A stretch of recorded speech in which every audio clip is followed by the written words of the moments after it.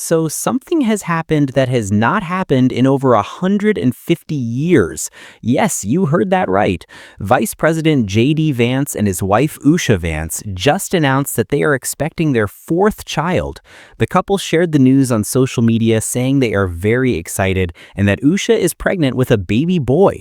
The baby is expected to arrive in late July this summer. Now, why is this such a big deal? Well, Usha Vance is about to become the first sitting second lady in modern American history to give birth while her husband is in office. The last time this happened was way back in 1870. That was when Ellen Colfax, the wife of President Ulysses Grant's vice president Schuyler Colfax, had a son. We are talking about 150 plus years ago. That is absolutely wild when you think about it. And honestly, this is not even the first time Usha Vance has made history. She already holds a couple of historic firsts. She is the first person of color to ever become Second Lady of the United States. On top of that, she's also the youngest Second Lady since the Truman administration. So this woman is literally rewriting history books just by existing in this role. And now she's adding another chapter to that story. Let me give you a bit of background on the couple for those who might not know.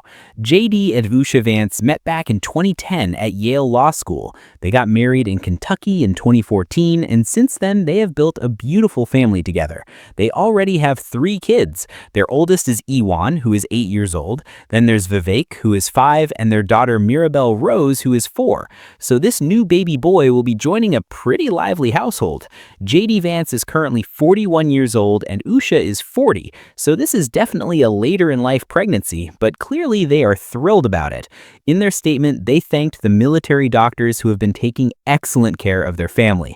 They also expressed gratitude to their staff, who helped them balance serving the country while still enjoying a wonderful life with their children. Now, here's where things get a little interesting, and I want to share my thoughts on this. J.D. Vance has been very outspoken about his views on family and having children. He is what many people call a pro-natalist, meaning he actively encourages people to have more kids. He has talked a lot about declining birth rates in America and has called it a civilizational crisis. At the March for Life rally last year, he literally said, "I want more babies in the United States of America. I want more happy children in our country," and he expressed hope for young men and women who are eager to welcome children into the world and raise them. So clearly he is putting his money where his mouth is, with his 4th child on the way.